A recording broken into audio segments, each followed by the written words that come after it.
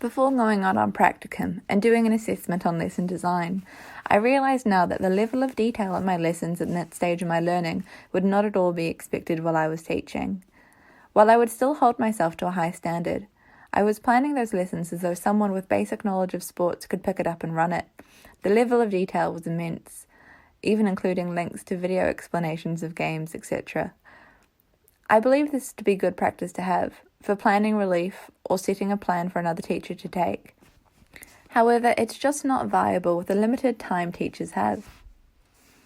Other problems with my lesson plans at this stage was the need to set a time for how long each activity would take to complete.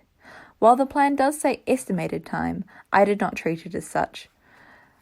With this in mind, I believe that I perhaps had too many tasks per lesson. I would try to cram so much into one lesson that the time on task wasn't sufficient and we were moving on before students got a real feel for the task at the time.